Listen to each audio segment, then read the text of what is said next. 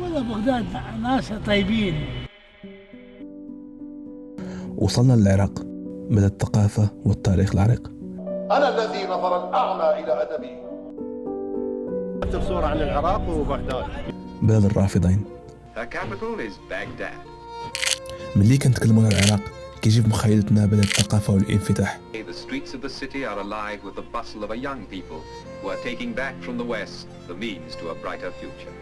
وأيضا دماء، انفجارات وحرب.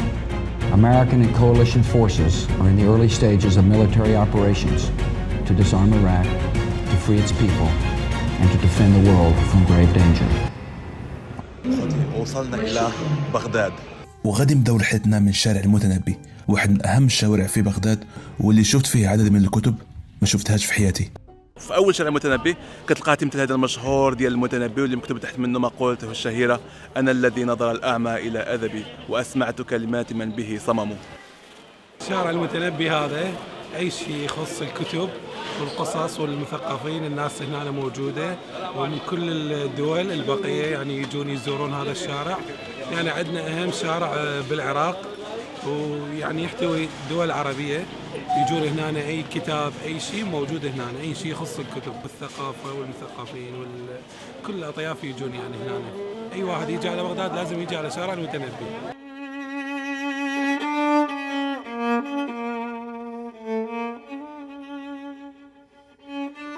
الرواد يجون يبحثون عن الكتب بهذا الشارع، فصار له صدى وشهرة في كل المناطق. هو ملتقى ديال الرواد، ديال الكتاب، ديال المثقفين العراقيين والغير العراقيين. أهلا وسهلا بك في شارع المتنبي، هذا الشارع الذي يزهو بالنصر ويزهو بالعمران والثقافة، ومشكورة أمانة العاصمة ووزارة الداخلية حيث أمنوا التأمين التام لهذا الشارع اللي يعتبر هو منتزه للعراقيين جميعا. فمن كثر الثقافة اللي كان في العراق ولا اللي كان في بغداد، كان واحد مقولة شهيرة اللي كتقول: مصر تكتب، لبنان تطبع، وبغداد تقرأ. وتسمت العراق ببلد الرافضين على النهرين اللي كيدوزوا عليها، اللي هو نهر دجلة ونهر الفرات. وحنا دابا كنتواجدوا في نهر دجلة اللي كيقسم بغداد على نصفين، وكما كتشوفوا من مورايا الآن ساعة القشلة اللي هي واحد من أشهر الساعات هنايا في بغداد، واللي تبنات في القرن 18.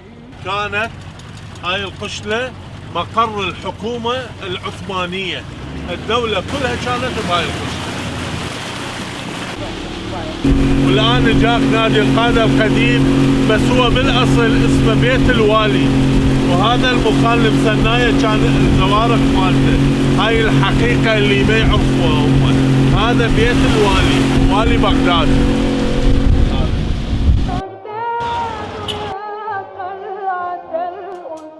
دابا جينا الى واحد من اشهر الاسواق هنايا في بغداد ديال النحاس، واللي يمكن لك تلقى فيه كل مواد ديال النحاس والسوفينيرز وكل التذاكر والتذكارات. طفي الكاميرا. ها؟ طفي الكاميرا. تعال صور، تعال هنا صور، كل محل هنا البطاقة لك، والله تعال، والله محلي، تعال خذ راحتك. هو سوق النحاس، فيها سوق الصفارين. هذا سوق الصفارين، شلون خليل بالمصر. هذا يسموه سوق الصفارين. مهنة الطرق على النحاس والمعادن والهذا موجودة هنا من الأزل. هذا سوق عمره من القرن السابع عشر للميلاد. كل شيء كان سابقا تلاقي فيه. هلا يعني تقريبا قلت هاي الحرف والصناعات اليدوية، اي بس لا زالت يعني مستمرة وتتوهج وتمثل يعني حضارة العراق. بس لو دخلت قد تعمل هذه النقل من غير تاكسي ولا باص، فهو توك توك، حد الاوبشن اللي هي اسرع وثمن ديالهم تقريبا نفس الثمن ديال الطاكسي.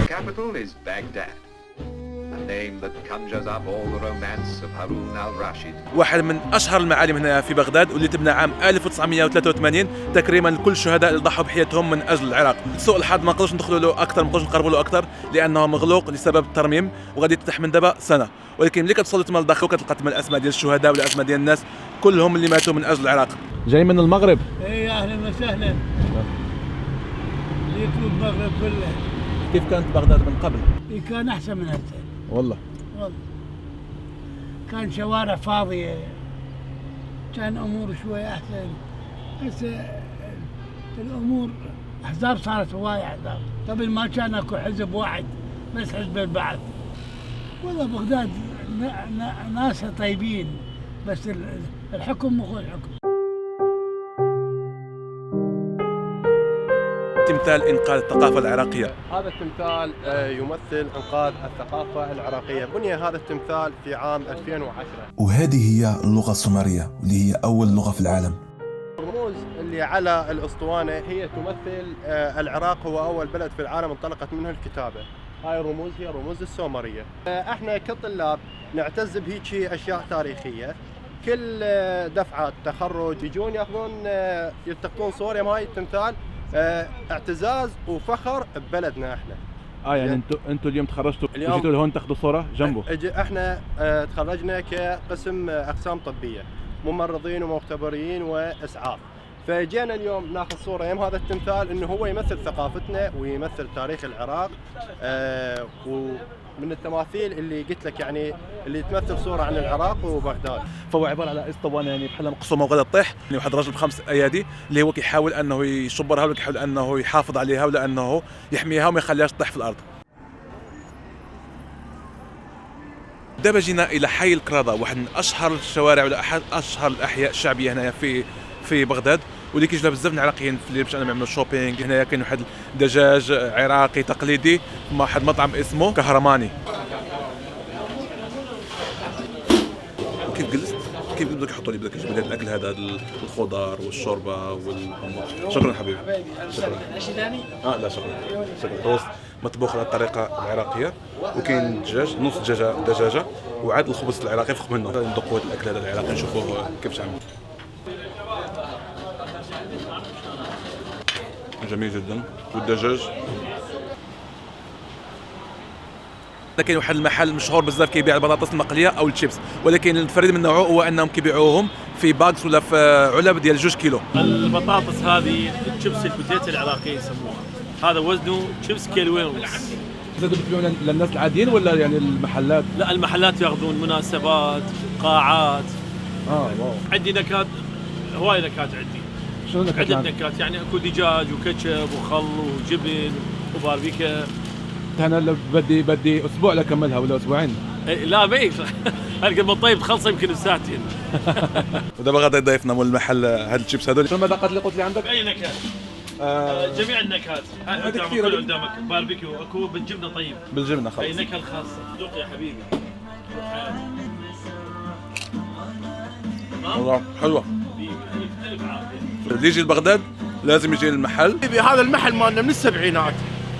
اجوا هواي جماعه من الخارج، اجوا من الدول العربيه، اجوا من تونس، اجوا من المغرب. وهذا هو المحل الوحيد اللي كان في بغداد؟ في بغداد اقدم محل بالكراده، وهالكراده الاصليين يعرف. ومن وسائل النقل اللي كاين في بغداد فكاين تاكسيات، كاين توك توك، وكاين البيصان. والبيصان عنده واحد الطريقه ديال الركوب مختلفه، ولكن باش تخلص قد تدوز فلوس من واحد لواحد. على شارع الجمهوريه؟ نعم.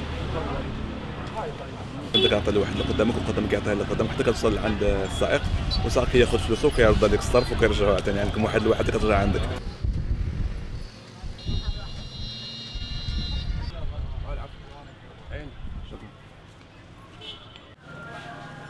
العراقيين عندهم واحد طريقه خاصه كيشربوا فيها الشاي، انهم كيصبوا الشاي في الصحن وعاد كيشربوه.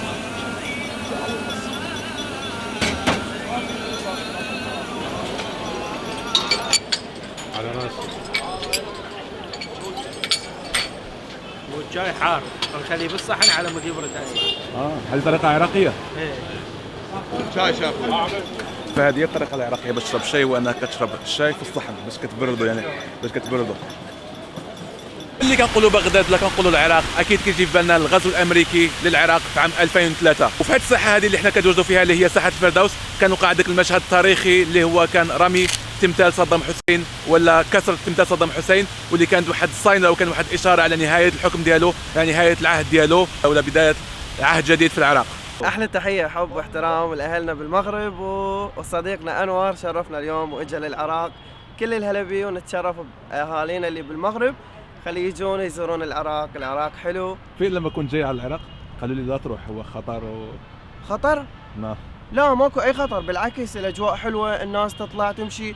هذه يعني قبل كانت شوي الاجواء مرتبكه، بس الحمد لله حاليا الاجواء كلش حلوه، وننصح جميع العرب انه يجون للعراق، يجون بغداد يزورونها. بغداد كلش حلوه، نحبكم هوايه. سلسلة العراق ما زال مستمرة، وباقي الكثير من شرفات البلد الجميل.